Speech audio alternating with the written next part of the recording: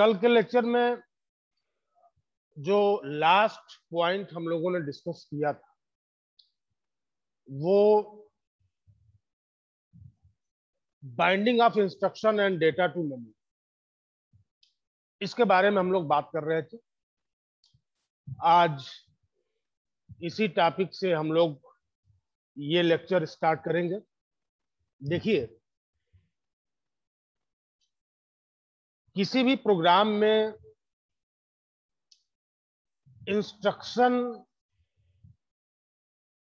भी होगा और डेटा भी होगा। तो इस तरीके से अगर मैं कहूं तो मैं ये कह सकता हूं कि a program is a collection of instruction and data. अब प्रश्न ये है कि जब प्रोसेस की बात होती है तो प्रोसेस सेकेंडरी स्टोरेज पे तो प्रोसेस का कोई कंसेप्ट ही नहीं है। तो प्रोसेस जब मेन मेमोरी में आएगा तब हमें प्रोसेस को मेमोरी में स्पेस देना पड़ेगा, और मेमोरी में स्पेस देना मतलब इंस्ट्रक्शन और डेटा। भाई, प्रोग्राम में बहुत सारे इंस्ट्रक्शंस हैं और बहुत सारे डेटा हैं, तो हर इंस्ट्रक्शन और डेटा को अलग अलग मेमोरी हमको देनी है, अलग अलग मेमोरी लोकेशन हमको देना है।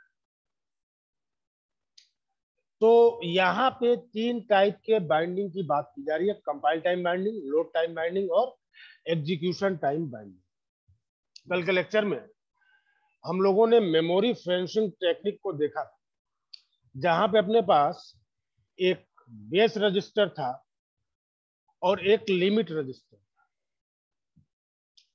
तो वो जो फिगर था, वो जो कंसेप्ट था, उसको ध्यान में रखिए। और अब हम लोग बात करते हैं कंपाइल टाइम बाइंडिंग। देखिए, जब भी हम लोग प्रोसेसेस की बात करेंगे, अच्छा, ये कंपाइल टाइम मतलब कंपाइल टाइम, कंपाइल आ रहा है तो कंपाइल तो कंपाइलर से निकल के आ रहा होगा। कंपाइल टाइम की अगर बात हो रही है तो कहीं ना कहीं कंपाइलर इन्वॉल्व होगा। तो लेट्स सी कि what is the role of compiler in this binding. देखिए, जब भी हम लोग प्रोसेस की बात करेंगे तो प्रोसेस बेसिकली प्रोग्राम्स होंगे, और अगर प्रोग्राम्स हैं तो उनको किसी ना किसी लैंग्वेज में लिखा जाए, उनको किसी ना किसी लैंग्वेज में लिखा जाए। तो लैंग्वेज में लिखा जाएगा तो उस लैंग्वेज का कंपाइलर होगा। वो कंपाइलर क्या करेगा? इस सोर्स कोड को एग्जीक्यूटेबल कोड में कन्वर्ट कर, सोर्स कोड को एग्जीक्यूटेबल कोड में कन्वर्ट कर, या फिर हम कंपाइल कराएंगे और हमको एक इंटरमीडिएट कोड मिलेगा और उस इंटरमीडिएट कोड को हम लोग एग्जीक्यूटेबल कोड में कन्वर्ट करेंगे। बात खैर, देखिए, जब भी हम लोग प्रोग्राम लिखते हैं, कंपाइलर सिंबॉलिक एड्रेसेस जनरेट करता है। सिंबॉलिक एड्रेसेस जैसे, तो symbolic addresses in form of count होते हैं। काउंट एक वेरिएबल होता है, स्टैंडर्ड नोटेशन काउंट। काउंट 1 पे ये इंस्ट्रक्शन लिखा गया है, काउंट 2 पे ये इंस्ट्रक्शन लिखा गया है, काउंट 3 पे डेटा है, काउंट 4 पर दूसरा डेटा है। तो चलिए मान लेते हैं कि काउंट 3 पे हमने कहा कुछ ऐसे, काउंट 1, काउंट 1, काउंट 1 पर क्या है? इंस्ट्रक्शन 1। फिर हमने कहा काउंट 2, काउंट 2 पे क्या है? तो we have instruction number 2। Count 3 we have data x। count 4, we have data y, and so on.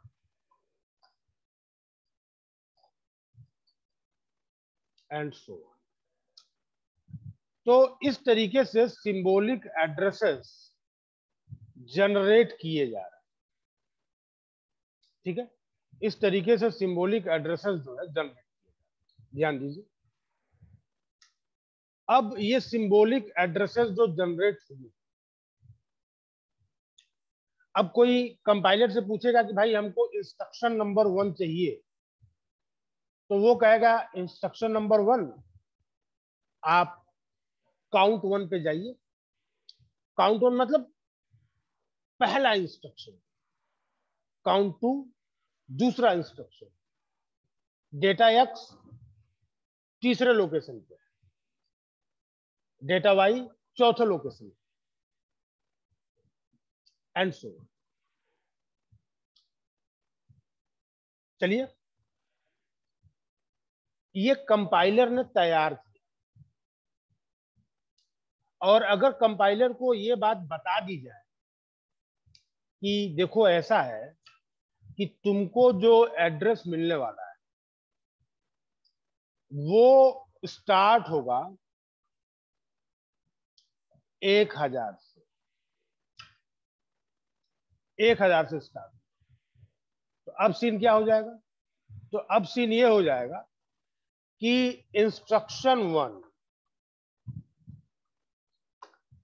किस लोकेशन पे आ जाएगा? 1000 पे।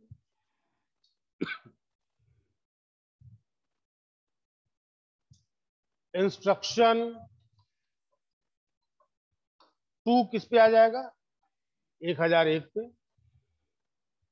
डेटा एक्स का अब लोकेशन क्या होगा? 1002। डेटा वाई का लोकेशन क्या होगा? 1003, एंड सो ऑन। देखिए, ये सीन तब का है जब कंपाइलर को हम बता दे रहे हैं कि देखो जो तुम ये प्रोग्राम लिख रहे हो ना, ये मेमोरी में जिस लोकेशन पे रखा जाएगा उसका स्टार्टिंग एड्रेस कितना है? 1000। उसका स्टार्टिंग एड्रेस कितना है? 1। ठीक है, स्टार्टिंग एड्रेस 1000 है, तो इंस्ट्रक्शन 1 अब 1000 हमें लोकेशन पे आएगा। इंस्ट्रक्शन 2 1001 पे आएगा। इंस्ट्रक्शन और डेटा एक्स 1002 पे आएगा। डेटा वाई 1003 पे आएगा। अब जरा देखिए, तो एक मैपिंग हो रही है, देयर इज अ मैपिंग। और मैपिंग कहां से हो रही है? From here to here. एक मैपिंग हो रही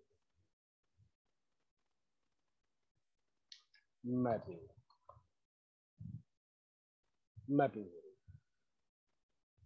ठीक है, कंपाइलर को अगर ये बता दिया जाए कि आपका प्रोसेस जो आप ये प्रोग्राम लिख रहे हो ये मेमोरी में किस स्टार्टिंग एड्रेस पे जाएगा, तो अब कंपाइलर जो है ये सिंबॉलिक एड्रेस जनरेट नहीं कराएगा। अब कंपाइलर ये एब्सोल्यूट एड्रेस जनरेट करेगा। एब्सोल्यूट,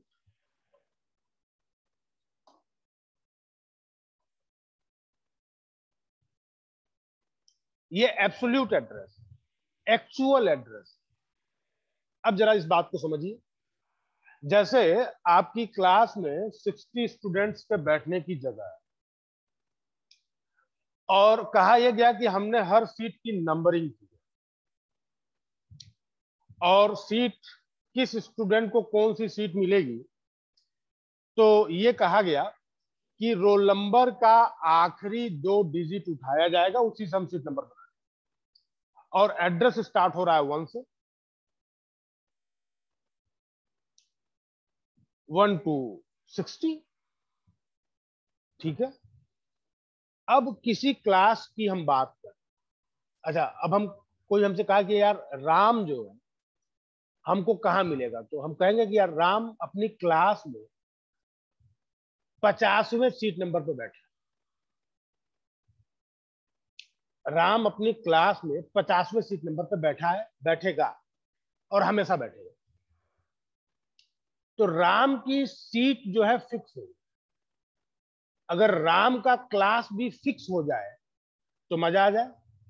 हमने कहा कि राम जो है 314 नंबर कमरे में सीट नंबर 50 पर मिलेगा। It is absolute address. BIT के कॉन्टेक्स्ट में अगर हम बात करें तो रूम नंबर 314 यूनिक, और उस रूम नंबर 14 में seat number 50 is reserve for Ram. Compiler को अगर ये पता हो कि प्रोसेस मेमोरी में किस लोकेशन पर रखा जाएगा, तो instead of generating relative addresses, ये रिलेटिव एड्रेस, इसको बोलते हैं रिलेटिव एड्रेस।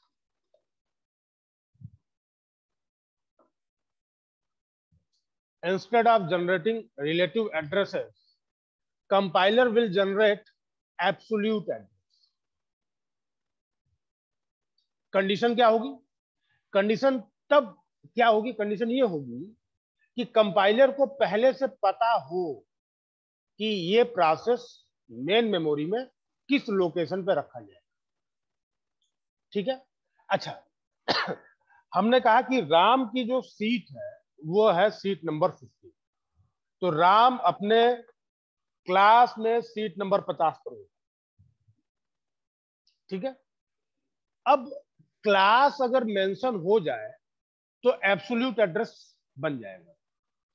और अगर कॉलेज में कोई ऐसा नियम आ गया कि ऐसा है कि इतने सारे क्लासरूम हैं, आप अपनी क्लास किसी भी रूम में कंडक्ट कर सकते, लेकिन इस बात को ध्यान देना है कि सीट नंबर जो है कभी भी चेंज नहीं होगा। यानी राम 314 नंबर कमरे में बैठे तो भी सीट नंबर 50 होगा, राम 414 नंबर कमरे में बैठेगा तो भी सीट नंबर 50। अब जरा ध्यान दीजिए।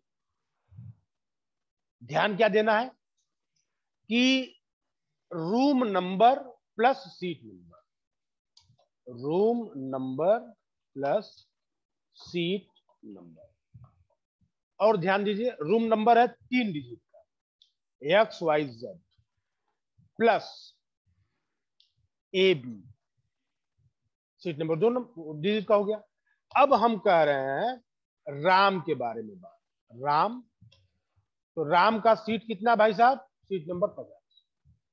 और XYZ की वैल्यू अगर 314 है तो राम का एब्सोल्यूट एड्रेस क्या होगा?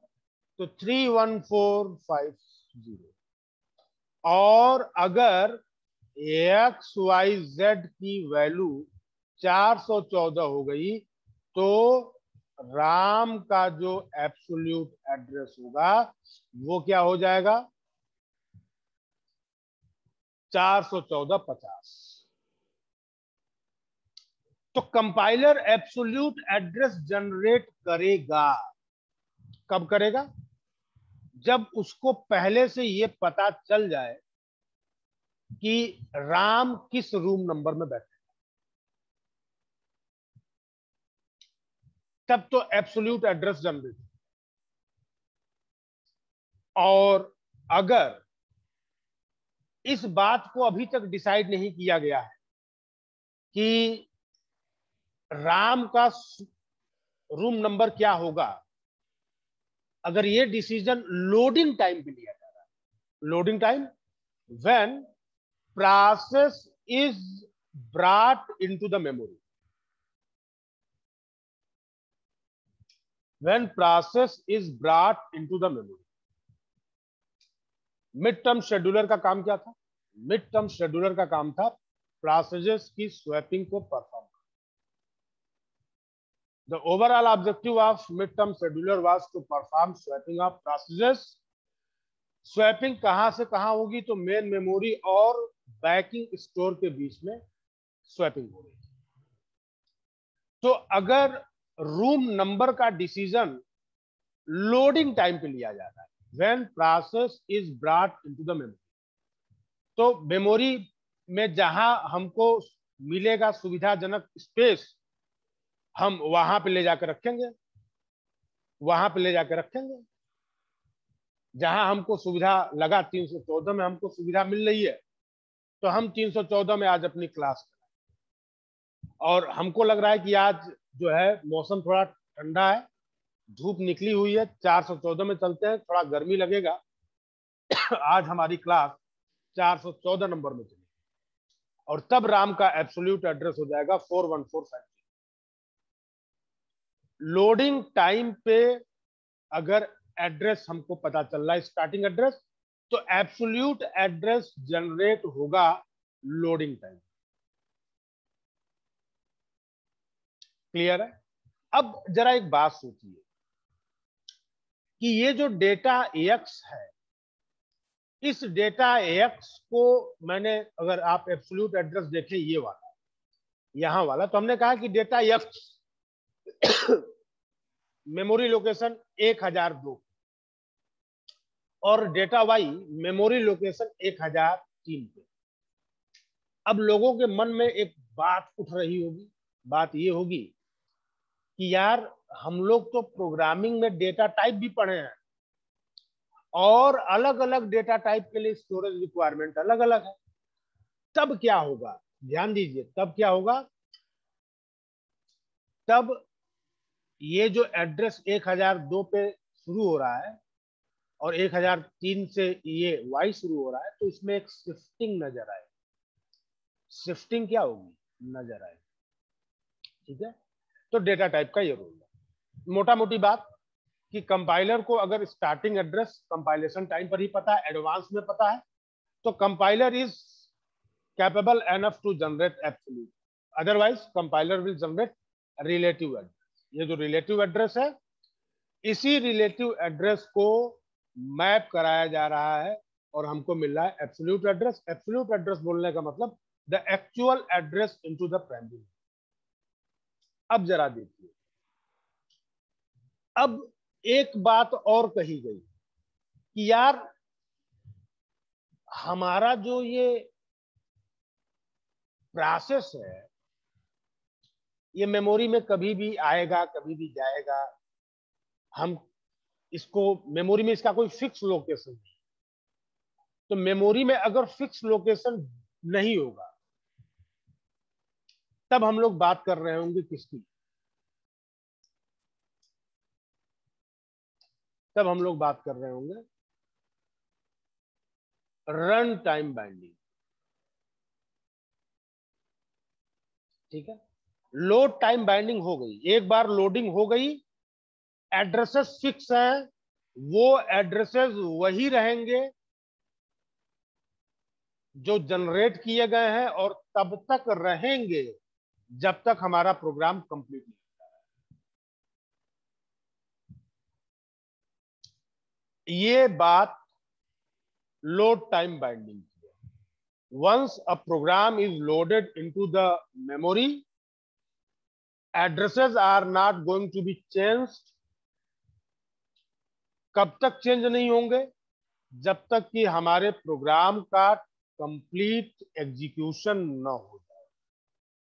और अगर सीन कुछ ऐसा है कि हमारा प्रोसेस कंप्लीट हो रहा है और कंप्लीशन के पहले हमारा प्रोसेस 1000 बार मेमोरी से बाहर जा रहा है और मेमोरी के अंदर आ रहा है, और हर बार एड्रेसेस क्या हो रहा है? चेंज हो रहे हैं।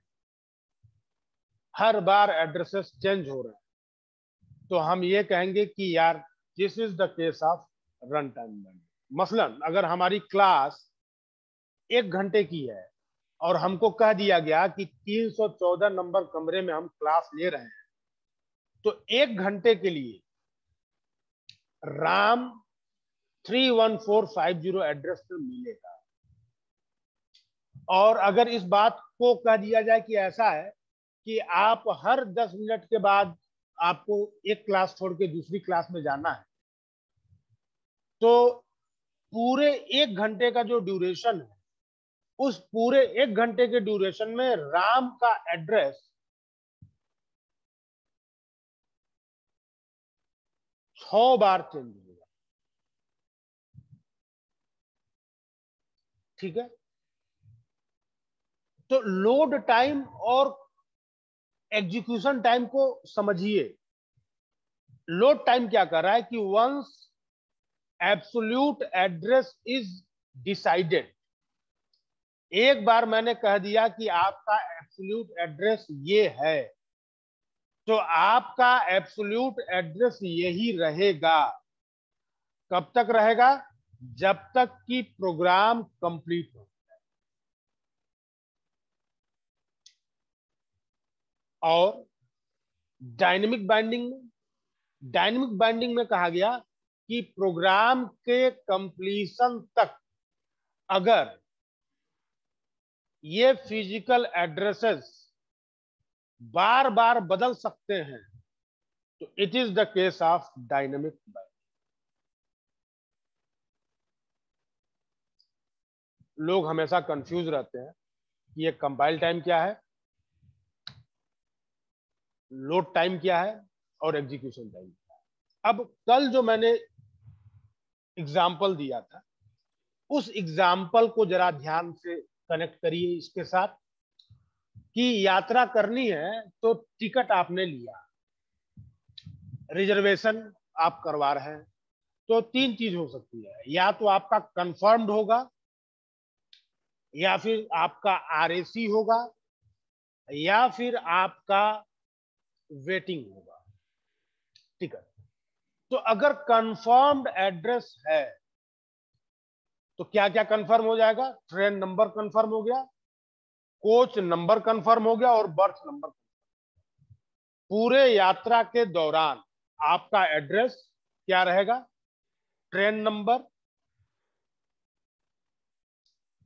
Number plus coach number plus birth. Fixed fixed through out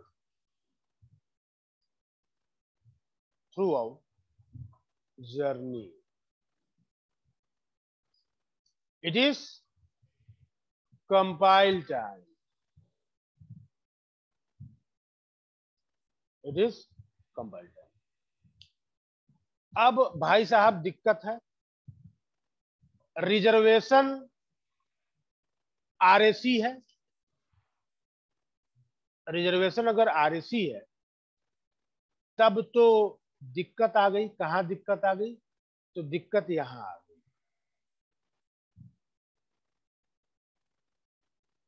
ये दिक्कत यहां,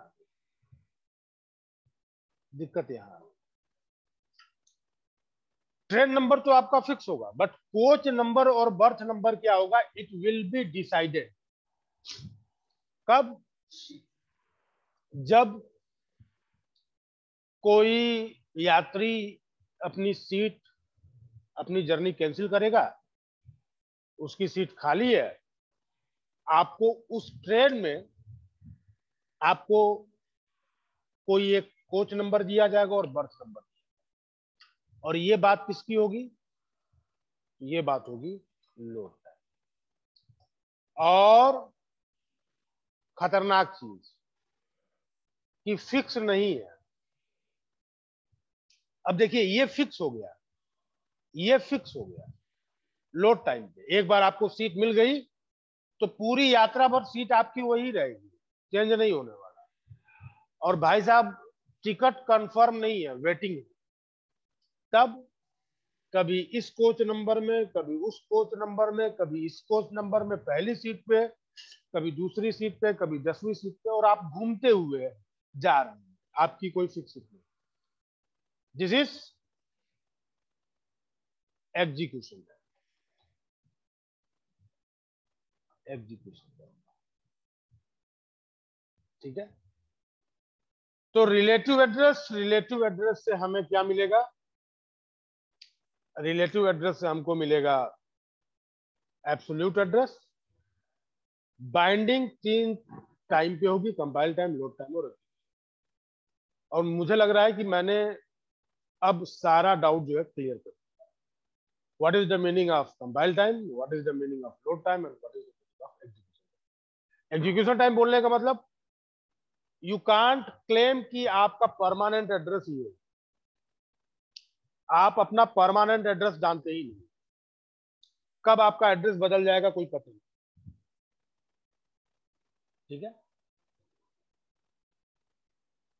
तो ये बात बाइंडिंग।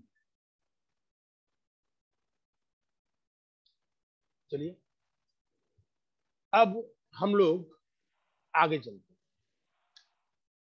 अब जो बात होगी वो होगी लॉजिकल एड्रेस स्पेस और फिजिकल एड्रेस स्पेस।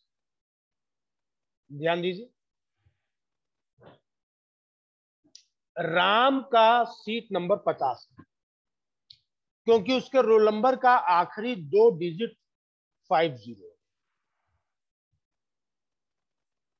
तो जब हम बोल रहे हैं 50, राम का एड्रेस 50, तो कौन सा 50? 314 का 50 या 414 का 50?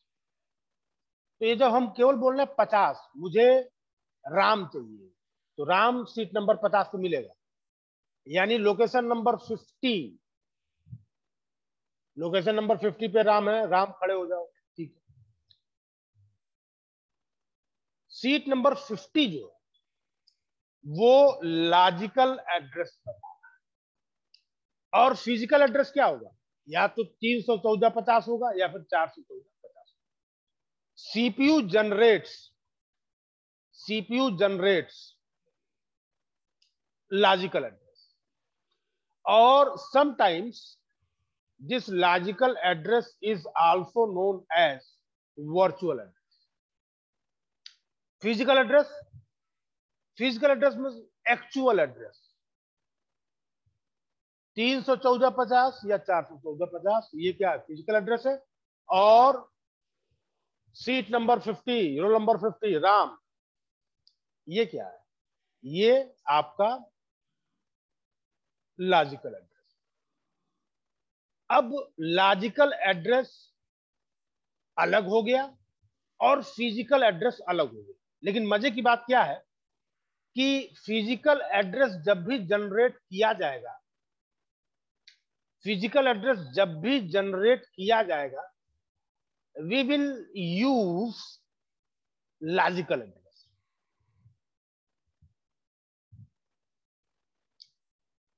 Logical address will be certainly used to derive physical address.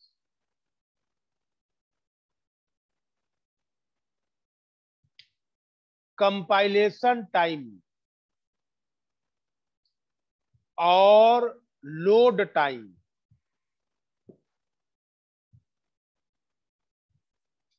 में फिजिकल एड्रेस फिक्स होगा। जब हम बोल रहे हैं फिक्स होगा, इसका क्या मतलब हुआ? इसका मतलब ये हुआ कि जब तक प्रोग्राम कंप्लीट नहीं होगा फिजिकल एड्रेस बदलने वाला नहीं। But in case of execution time binding, physical address will be changed several times. जब भी स्वैपिंग होगी एड्रेस चेंज होगा।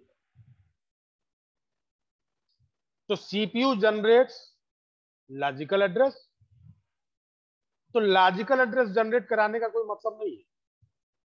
लॉजिकल एड्रेस से तो आप मेमोरी में जाके कुछ खोज ही नहीं पाओ। तो आपको चाहिए फिजिकल एड्रेस, और इस लॉजिकल एड्रेस या वर्चुअल एड्रेस को फिजिकल एड्रेस पे कन्वर्ट कराने की जिम्मेदारी, मैप कराने की जिम्मेदारी किसकी है?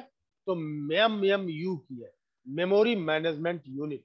It is a hardware device and this hardware device is responsible to convert logical address generated by the CPU to the actual physical address.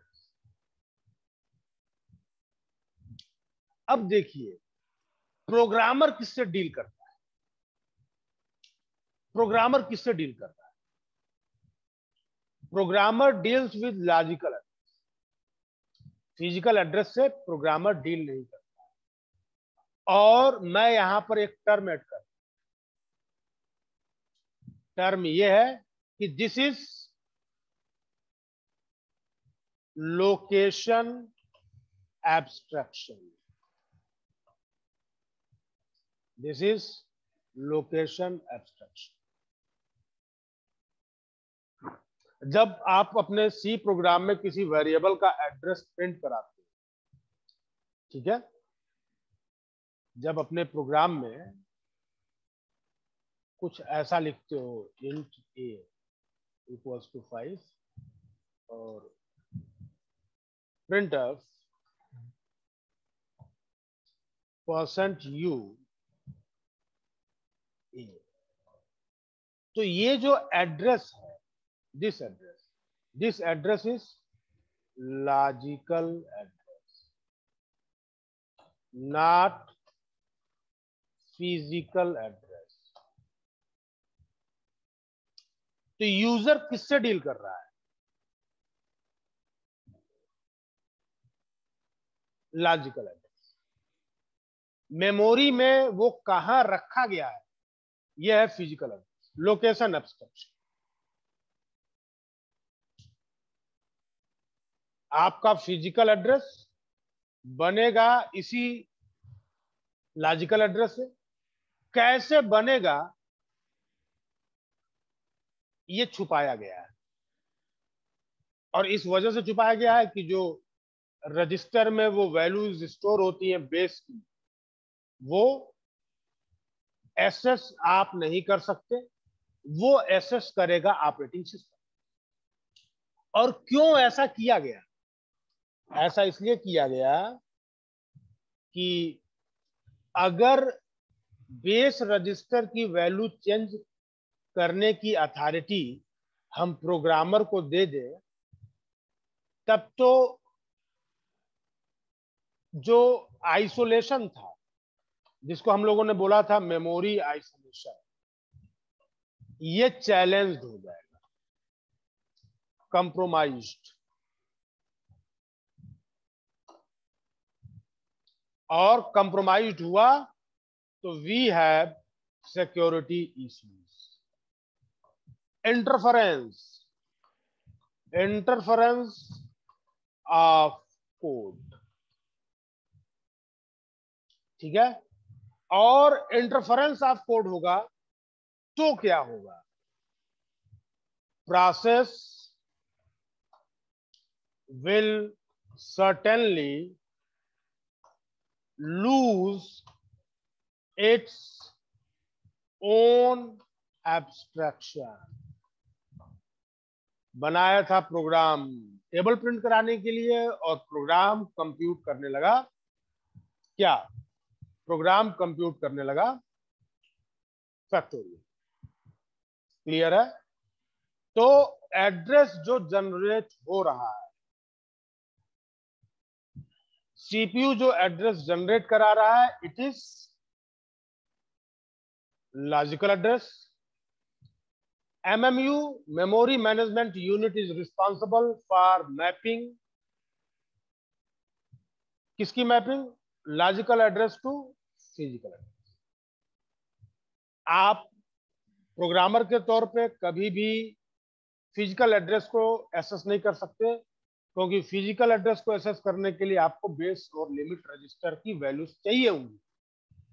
और ऑपरेटिंग सिस्टम अगर ये अथॉरिटी आपको दे दिया था, बताइए अगर खसरा खतौनी न रहे, आपके जमीन का कोई सरकारी लेखा जोखा न रहे, तब तो अनर्थ हो जाएगा। तब तो कोई भी कह देगा कि ये हमारी जमीन है, हमारी जमीन यहां से लेके वहां तक, तब तो गड़बड़ हो जाएगा ना। और क्या कोई व्यक्ति जो है किसी दूसरे व्यक्ति के खसरा खतौनी को अपने हाथ से चेंज कर सकता है? नहीं कर सकता। अगर चेंज करने का प्राविधान दे दिया जाए आम लोगों को, तो लोग क्या करेंगे, सब लोग अपना खेत बढ़ा लेंगे, तो क्या हो जाएगा, सिक्योरिटी कॉम्प्रोमाइज हो जाएगी। ठीक है, तो इतनी सारी चीजें इस चैप्टर में है। आज के इस लेक्चर का एजेंडा जो है यही तक था। अब हम लोग आगे कुछ और भी इंटरेस्टिंग फैक्ट देखते हैं।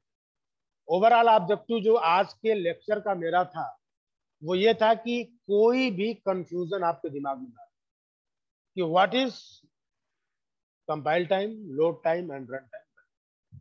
ठीक है, तो उम्मीद है कि ये सारी चीजें जो समझ में आप लोगों के आई होंगी, आप लोग इसको समझोगे, और अब किसी भी तल पे, किसी भी ग्राउंड पे कोई भी कंफ्यूजन न रहे, इतनी कोशिश मैंने जो है कर दी।